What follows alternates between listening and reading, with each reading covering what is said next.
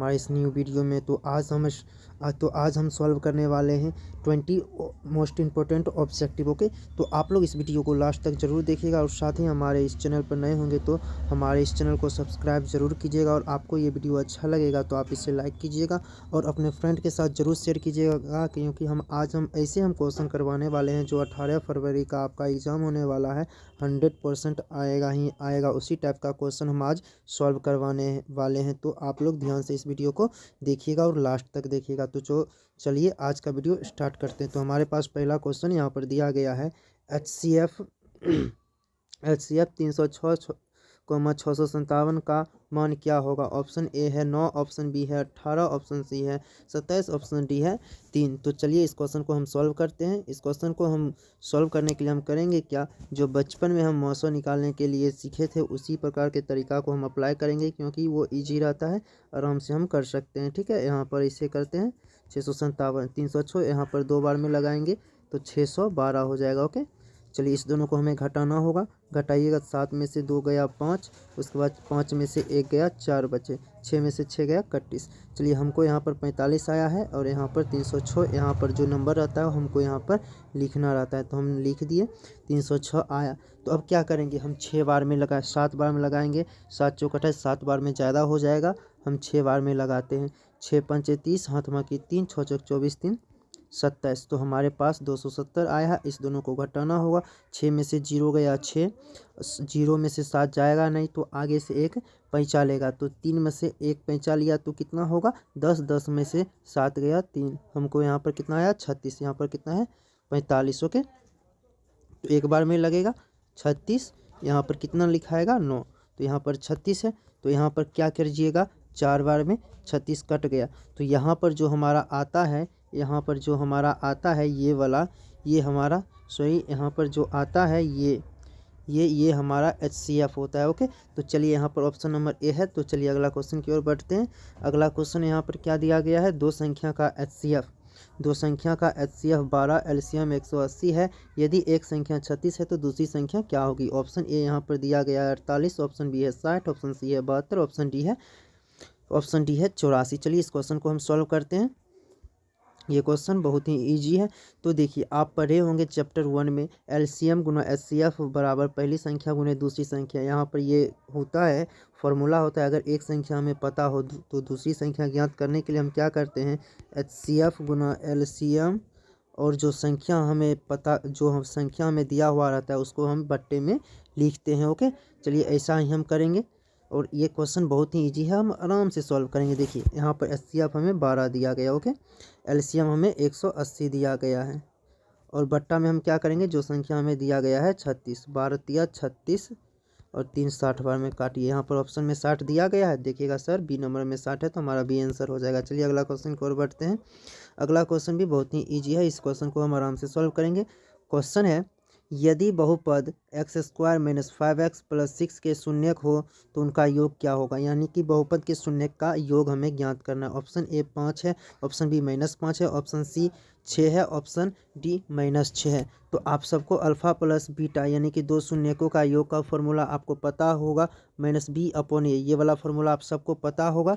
तो चलिए हम इसी फार्मूला के हिसाब से हम क्वेश्चन सॉल्व करते हैं। यहाँ पर देखिएगा, यहाँ पर देखिए बी का मान क्या दिया गया है। यहाँ पर बी का मान -5 दिया गया है, और ए क्या होता है, जो x² में लगा हुआ होता है। यहाँ पर x² में कुछ भी नहीं लगा हुआ है। यहाँ पर देखिए x² में कुछ भी नहीं लगा हुआ है, तो कुछ भी नहीं लगा हुआ है इसका मतलब ये होता है कि 1 लगा हुआ है। और बी का मान में देखिए यहाँ पर -5 दिया गया है, तो यहाँ पर माइनस बी है, माइनस और माइनस बी है तो -5। ओके, देखिए माइनस है तो माइनस दे दिए। और यहाँ पर देखिएगा मेरे प्यारे दोस्तों, यहाँ पर देखिए ये यहाँ पर 5 के आगे माइनस लगा हुआ है तो हम माइनस दे दिए। ओके, माइनस दे दिए और बट्टा दिए, और ए का मान 1 है, और माइनस को माइनस से मल्टीप्लाई कीजिएगा तो प्लस होगा, +5/1। आंसर क्या हो जाएगा, +5/1। तो यहाँ पर +5 आंसर हो जाएगा। ओके, चलिए अगला क्वेश्चन की ओर बढ़ते हैं। अगला क्वेश्चन भी बहुत ही इजी है। चलिए इस क्वेश्चन को सॉल्व करते हैं। हमें दिया गया है बहुपद x² - 9 के शून्यक है। ऑप्शन ए है 3 3, ऑप्शन बी है 3 - 3, ऑप्शन सी है 3 - 3, ऑप्शन डी है 0 9। तो चलिए इस क्वेश्चन को हम सॉल्व करते हैं। तो x² -9। जब भी शून्यक निकालना होता है तो हमें इसके बराबर 0 देना होता है। तो एक्स स्क्वायर बराबर कितना हो जाएगा, माइनस में 9 है उधर जाएगा तो प्लस में एक्स के बराबर कितना हो जाएगा, √9। और एक्स बराबर कितना हो जाएगा, 9 है, रूट से बाहर निकालिएगा तो प्लस माइनस के साथ 3। तो यहाँ पर हम क्या करेंगे, एक्स बराबर -3 और +3 दोनों उत्तर होगा। तो चलिए यहाँ पर +3 और -3 कौन सा ऑप्शन में है, ऑप्शन नंबर सी में। चलिए अगला क्वेश्चन की ओर बढ़ते हैं। अगला क्वेश्चन हमारा 3 नंबर क्वेश्चन है। क्वेश्चन यहाँ पर देखिएगा, क्वेश्चन इजी, एकदम इजी क्वेश्चन है। क्वेश्चन दिया गया है समीकरण 2x + y बराबर 10 यदि x बराबर 3 हो तो y का मान ज्ञात कीजिएगा। ऑप्शन ए है 2, ऑप्शन बी है 3, ऑप्शन सी है 4, ऑप्शन डी यहाँ पर दिखाई नहीं दे रहा है, ऑप्शन डी है 5। चलिए इस क्वेश्चन को हम सॉल्व करने वाले हैं, तो आप लोग ध्यान से देखिएगा और साथ ही अपने फ्रेंड्स के साथ ज़रूर शेयर कीजिएगा। तो चलिए यहाँ पर क्वेश्चन दिया गया है, तो हम क्या करेंगे, यहाँ पर x का मान दिया गया, ओके। क्वेश्चन में क्या करेंगे, हम x का मान अप्लाई करेंगे, ओके। x का मान कितना दिया गया है, 3, यहाँ पर 2x है तो 2 नहीं कुछ तो है गुना, और x का मान 3 है, 3 + y बराबर 10, ओके। 2 को 3 से मल्टीप्लाई कीजिएगा तो 6 + y बराबर 10। तो यहाँ पर y बराबर कितना लिख सकते हैं, 10 - 6, और इस दोनों को घटाइएगा तो कितना आएगा, 4। तो देखिए यहाँ पर कहीं पर 4 लिखा गया है, तो यहाँ पर देखिएगा ऑप्शन नंबर सी में 4 है, ओके। ऑप्शन नंबर सी में कितना है, 4 है, तो हमारा आंसर क्या हो जाएगा, 4। चलिए अगला क्वेश्चन की ओर बढ़ते हैं। अगला क्वेश्चन भी एकदम ईजी है। चलिए क्वेश्चन देखते हैं। यहाँ पर क्वेश्चन दिया गया है समीकरण x - y बराबर 4 तथा x + y बराबर 10 का हल क्या है।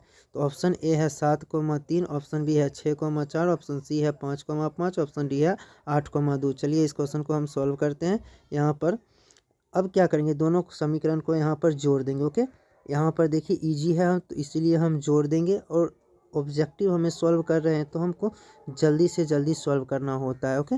इजी है। यहाँ पर देखिए हम जोड़ क्यों रहे हैं, तो यहाँ पर -y है, यहाँ पर +y है। अगर इस दोनों समीकरण को हम जोड़ देंगे तो -y + y कैंसिल हो जाएगा, तो सिर्फ और सिर्फ x बचेगा, इसीलिए हम जोड़ दे रहे हैं। इस दोनों को जोड़िएगा तो कैंसिल हो जाएगा, और यहाँ पर आएगा 2x बराबर, इस दोनों को जोड़िएगा तो 14, कट जाएगा 7 बार में, ओके।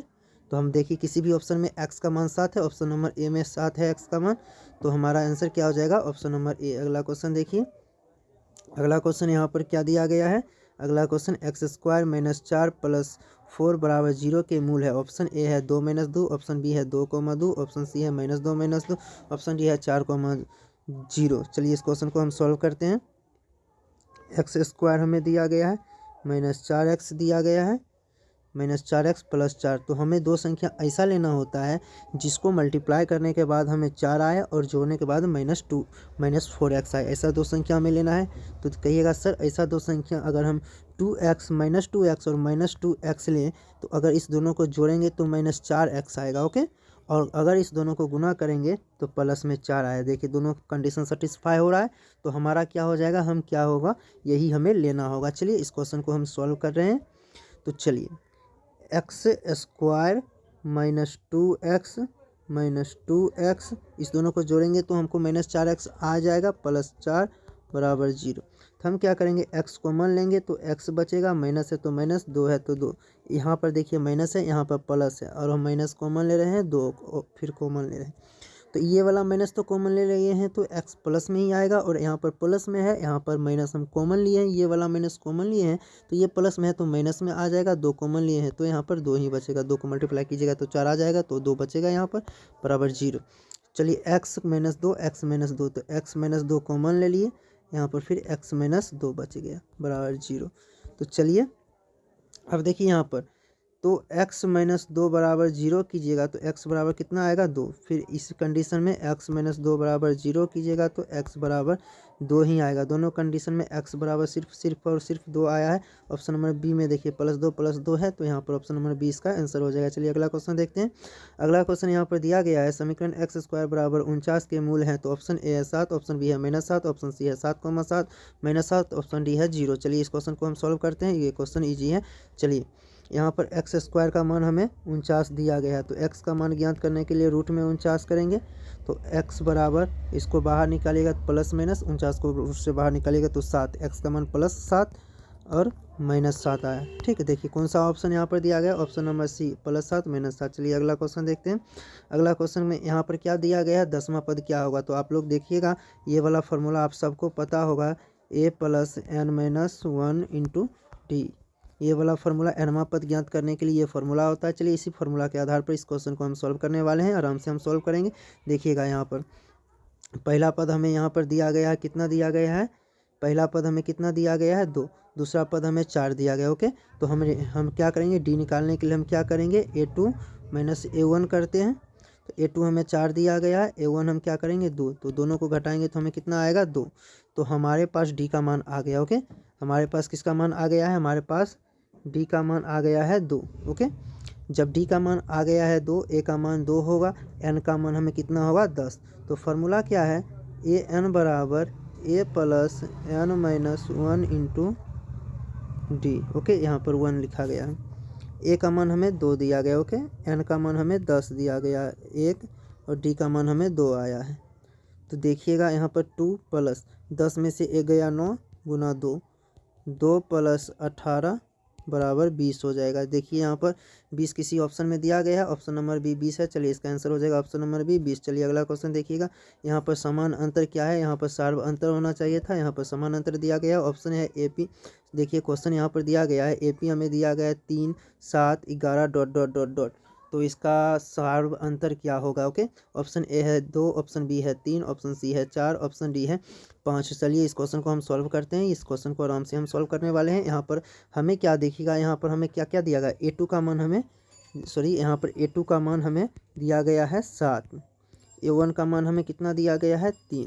तो सार्वंतर ज्ञात करने के लिए हम क्या करते हैं, a2 - a1। Okay, a2 - a1 करते हैं। तो a2 का मान हमें 7 दिया गया और हमें a1 का मान 3 दिया गया। इस दोनों को घटाइएगा तो 4। देखिए यहाँ पर 4 है कहीं पर, ऑप्शन नंबर सी में 4 दिया गया। तो हमारा आंसर क्या हो जाएगा, ऑप्शन नंबर सी हमारा आंसर हो जाएगा। चलिए अगला क्वेश्चन देखते हैं। अगला क्वेश्चन भी एकदम ईजी है। चलिए अगला क्वेश्चन यहाँ पर क्या दिया गया है, यदि 2 त्रिभुज समान हो तो उनके क्षेत्रफलों का अनुपात बराबर होता है। अब यहाँ पर क्या बोला गया है, 2 त्रिभुज समान हो तो उसके क्षेत्रफलों का अनुपात बराबर होता है संगत भुजाओं के अनुपात के, संगत भुजाओं के वर्ग के अनुपात के, ऊंचाई के आधार के। चलिए इस क्वेश्चन को हम आराम से सॉल्व करें। प्यारे दोस्तों, अगर 2 त्रिभुज, यहाँ पर देखिएगा, अगर 2 त्रिभुज समान होता है, यानी कि यहाँ पर देखिएगा, हाँ देखिए यहाँ पर अगर 2 त्रिभुज समान होता है, तो यदि 2 त्रिभुज समान होता है तो उसके क्षेत्रफल का अनुपात बराबर होता है भुजाओं के वर्ग के अनुपात के। चलिए अगला क्वेश्चन देखते हैं। अगला क्वेश्चन यहाँ पर दिया गया है कि यदि 2 त्रिभुज की ऊंचाई समान हो तो उसके क्षेत्रफल का अनुपात किसके बराबर होगा। चलिए इस क्वेश्चन को भी आराम से हम सॉल्व करेंगे। देखिए ऑप्शन देख लेते हैं एक बार, ऊंचाई के आधार के, भुजा के, कोण के। चलिए यहाँ पर देखिएगा, यदि 2 त्रिभुज की ऊंचाई समान हो तो उसके क्षेत्रफल का अनुपात किसके बराबर होगा। ऊंचाई देखिए, त्रिभुज का क्षेत्रफल 1/2 गुने आधार गुने ऊंचाई होता है। तो यहाँ पर ऊंचाई समान है, ऊंचाई कट जाएगा तो बचेगा क्या, आधार। तो आधार तो किसके बराबर, आधार के बराबर होगा, ऑप्शन नंबर बी। चलिए अगला क्वेश्चन देखते हैं। अगला क्वेश्चन यहाँ पर क्या दिया गया है, बिंदु 0, 0 को क्या कहते हैं। ऑप्शन ए मूल बिंदु, ऑप्शन बी है अक्ष, ऑप्शन सी है चतुर्थांश, ऑप्शन डी है निर्देशांक। चलिए यहाँ पर इसका आंसर भी एकदम जो है 0, 0, 0, 0 को मूल बिंदु कहा जाता है, ऑप्शन नंबर ए हो जाएगा। चलिए अगला क्वेश्चन देखते हैं। अगला क्वेश्चन यहाँ पर क्या दिया गया है, बिंदु 3 - 4 किस चतुर्थांश में है, ए प्रथम, बी द्वितीय, सी तृतीय, डी चतुर्थ। देखिएगा आपको पता है कि जब हम चतुर्थांश निकालते हैं तो हम किस प्रकार से करते हैं। पहला चतुर्थांश यहाँ पर देखिएगा, पहला इधर इधर ये दोनों प्लस प्लस, पहला चतुर्थांश में प्लस प्लस आता है, दूसरा चतुर्थांश में माइनस प्लस आता है। सॉरी यहाँ पर अच्छा से लिखने दीजिए, माइनस प्लस आता है दूसरा चतुर्थांश में, ठीक है, माइनस प्लस। तीसरा चतुर्थांश में माइनस माइनस आता है, चौथा चतुर्थांश में प्लस माइनस आता है। ओके, तो यहाँ पर देखिए प्लस है माइनस है, तो ये कौन सा चतुर्थांश होगा, चौथा चतुर्थांश। चलिए अगला क्वेश्चन देखते हैं। अगला क्वेश्चन यहाँ पर दिया गया है, साइन 30 का मान क्या होगा। ऑप्शन ए है 1, ऑप्शन बी है 1/2, ऑप्शन सी है √3/2, ऑप्शन डी है 0। तो देखिए इसका आंसर क्या होगा, आराम से देखना है मेरे प्यारे दोस्तों। साइन 30 का मान सबको पता है 1/2 होता है, इसका आंसर क्या होगा, ऑप्शन नंबर बी। चलिए अगला क्वेश्चन देखते हैं। अगला क्वेश्चन क्या है, cos 60 का मान, अगला क्वेश्चन है cos 60 का मान क्या होगा। ऑप्शन ए है 1/2, ऑप्शन बी है √3/2, ऑप्शन सी है 1, ऑप्शन डी है 0। चलिए यहाँ पर आप बताइएगा cos 60 डिग्री का क्या मान होता है। तो आप सबको पता है cos 60 का मान होता है 1/2। चलिए अगला क्वेश्चन की ओर बढ़ते हैं।